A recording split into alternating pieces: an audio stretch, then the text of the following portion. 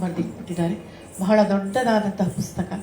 ಸಮಯ ಕಡಿಮೆ ಇರೋದ್ರಿಂದ ನಾನು ಇದೊಂದು ಲಾವಣಿನಲ್ಲಿ ಅದನ್ನ ಅವರು ಲಿವಿಂಗ್ ಲೆಜೆಂಡ್ ಈಗಲೂ ಬೆಂಗಳೂರಿನಲ್ಲಿ ಇದ್ದಾರೆ. ಅವರ ಒಂದು ಕೃತಿನಲ್ಲಿ ಇದೊಂದು ಲಾವಣಿನೇ ಸುಮಾರು ಒಂದು 73 ಪದ್ಯಗಳನ್ನು ಹೊಂದಿದೆ. ಆದರೆ ನಾವು ಸಮಯವನ್ನು ಉಳಿತಾಯ ಮಾಡೋಕ್ಕೋಸ್ಕರ ಎಷ್ಟು ಬೇಕೋ ಅಷ್ಟು ಒಂದು 4-5 ಚರಣಗಳನ್ನು ಮಾತ್ರ ತಗೊಂಡು ಹಾಡಿ ನಮ್ಮ ಕಾರ್ಯಕ್ರಮವನ್ನು ಸಂಪನ್ನಗೊಳಿಸ್ತೀವಿ.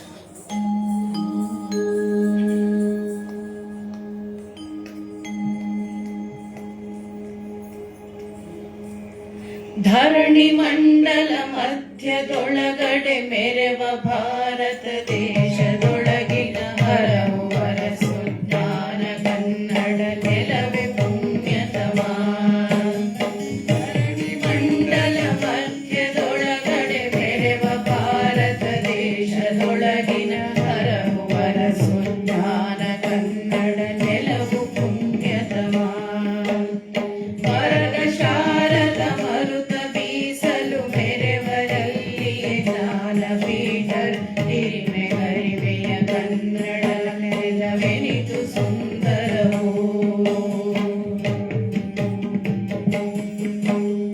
ಕನ್ನಡವು ಹಿರಿದೊಂದು ಸಂಸ್ಕೃತಿ, ಕನ್ನಡವು ಹಿರಿದೊಂದು ಜ್ಞಾನವು, ಕನ್ನಡದ ಕಸ್ತೂರಿ ಸೌರಭ ಲೋಕ ತುಂಬಿಯುವುದು. ಕನ್ನಡದ ನುಡಿ ಕಿವಿಗೆ ಮಧುರವು, ಕನ್ನಡದ ನುಡಿ ಮಧುರ ಜೇನು, ಕನ್ನಡದ ಸಿರಿ ಸೊಬಗ ವರ್ಣಿಪರಾರು ಲೋಕದಲ್ಲಿ. ಅಲ್ಲಿಗಲ್ಲಿಗೆ ಕಮಲ ಕೊಳಗಳು, ಅಲ್ಲಿಗಲ್ಲಿಗೆ ಹರಿವ ತೊರೆಗಳು, ಅಲ್ಲಿಗಲ್ಲಿಗೆ ಮೆರೆವ ಪಾವನ ಪುಣ್ಯ ತೀರ್ಥಗಳು, ಅಲ್ಲಿಗಲ್ಲಿಗೆ ಮೆರೆವ ತಪವನ, ಅಲ್ಲಿಗಲ್ಲಿಗೆ ಪುಣ್ಯ ನದಿಗಳು, ಅಲ್ಲಿಗಲ್ಲಿಗೆ ಆತ್ಮದರ್ಶಿತ ದಿವ್ಯ ಗುರುವರರು. ಧರಣಿ ಮಂಡಲ ಮಧ್ಯದೊಳಗಡೆ ಮೆರೆವ ಭಾರತ ದೇಶದೊಳಗಿನ ಹರವು ವರಸು ಜ್ಞಾನ ಕನ್ನಡ ನೆಲವು ಪುಣ್ಯತಮ.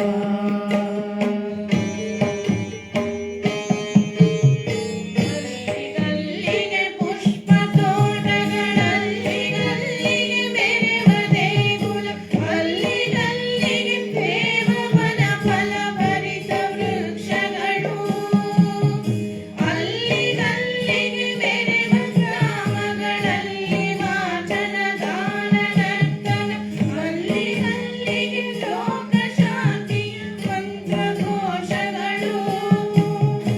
ಎಲ್ಲಿ ನೋಡಲಿ ವೀರಗಲ್ಲುಗಳೆಲ್ಲಿ ನೋಡಲಿ ರಕ್ತ ಕೊಡುಗೆಗಳೆಲ್ಲಿ ನೋಡಲಿ ಸತ್ಯಪತಿಗಳ ದಾನ ಶಾಸನವು, ಎಲ್ಲಿ ನೋಡಲಿ ಭವ್ಯ ಶಿಲ್ಪಗಳೆಲ್ಲಿ ನೋಡಲಿ ಕಲೆಯ ತಾಣಗಳೆಲ್ಲಿ ನೋಡಲಿ ವಿಸ್ಮಯಗಳ ವಾಸ್ತುಶಿಲ್ಪಗಳು. ಧರಣಿ ಮಂಡಲ ಮಧ್ಯದೊಳಗಡೆ ಮೆರೆವ ಭಾರತ ದೇಶದೊಳಗೆ ಹರವು ವರಸು ಜ್ಞಾನ ಕನ್ನಡ ನೆಲವು ಪುಣ್ಯತಮ.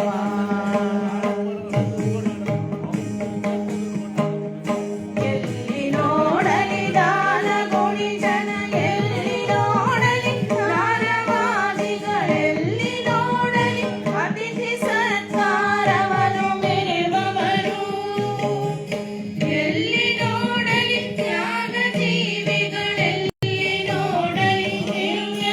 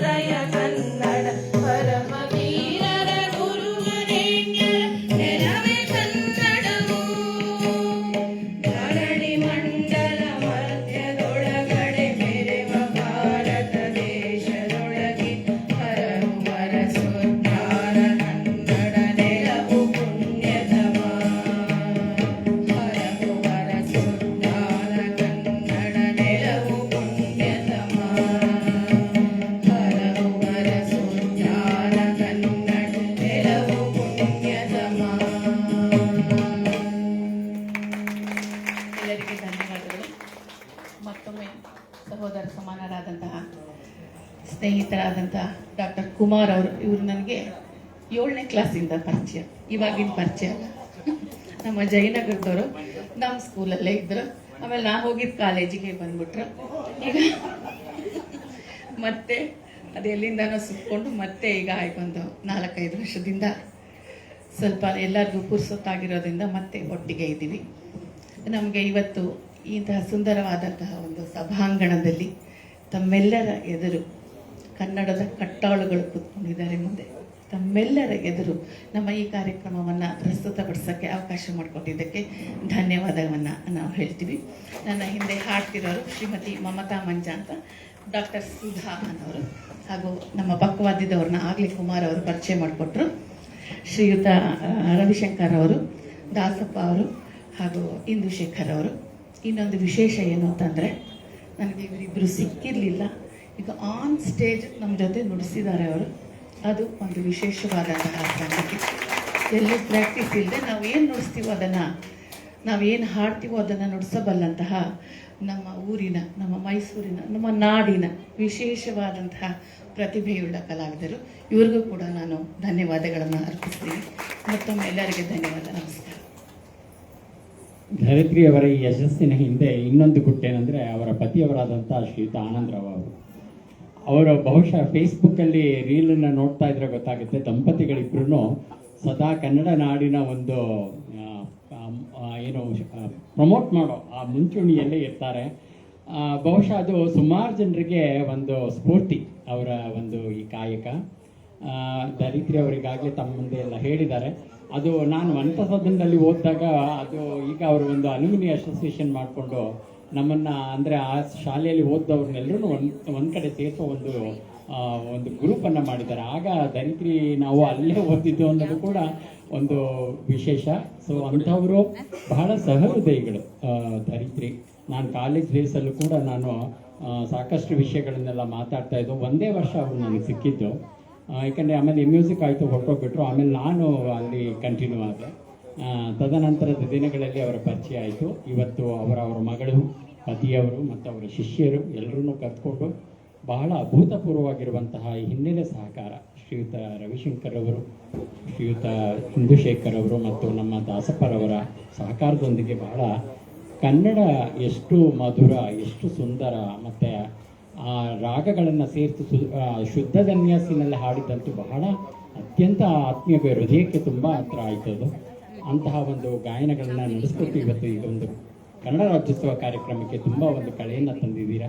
ನಿಮ್ಮೆಲ್ಲರಿಗೂ ನಮ್ಮ ಸಂಸ್ಥೆಯ ವತಿಯಿಂದ ಹೃದಯಪೂರ್ವಕವಾದಂಥ ಧನ್ಯವಾದಗಳು.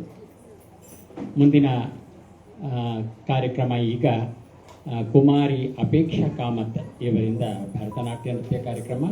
ಬಹಳ ಪ್ರತಿಭಾವಂತೆ, ಚಿಕ್ಕ ವಯಸ್ಸಿನಲ್ಲೇ ಸಾಕಷ್ಟು ಸಾಧನೆಯ ಮುಂಚೂಣಿಯಲ್ಲಿ ಸಾಗುತ್ತಿರುವಂತಹ ಅಪೂರ್ವಳಿಗೆ ಎಲ್ಲ